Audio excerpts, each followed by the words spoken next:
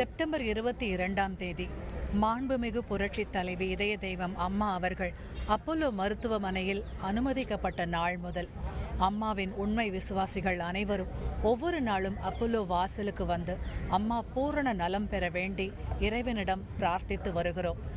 அத்தனை பேரின் பிரார்த்தனைகளும் கேட்கப்பட்டு அம்மா மிக விரைவாக நலத்தோடு வரும் செய்தியை கேட்க, இதோ இன்னைக்கு வந்துடுவாங்க, நாளைக்கு வந்துடுவாங்க அப்படிங்கிற அந்த செய்தியை கேட்கறதுக்கு தான் நாங்கள் காத்துக்கிட்டு இருந்தோம்.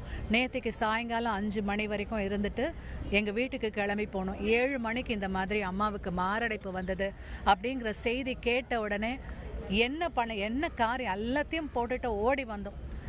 என்ன மாதிரியே எத்தனையோ பேர், லட்சக்கணக்கான பேர் இங்கே அப்போலோ மருத்துவமனையில் திரண்டிருக்கும் இந்த கழக தொண்டர்கள் தான், அம்மாவின் மீது மாறாத அன்பு கொண்ட இந்த தொண்டர்கள் தான் அம்மா அவர்களுடைய மிகப்பெரிய பலம். பாசிட்டிவ் திங்கிங்க்கு மிகப்பெரிய சக்தி உண்டு.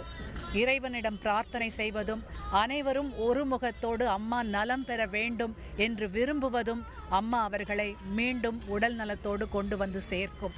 நேற்று இருந்த பதட்டம் எங்களுக்கு இன்று இல்லை என்று தான் சொல்ல வேண்டும். அம்மா அவர்கள் அந்த ஆப்ரேஷன் ரொம்ப சக்ஸஸ்ஃபுல்லாக, அறுவை சிகிச்சை சக்ஸஸ்ஃபுல்லாக நடந்திருக்கிறது. அவர்கள்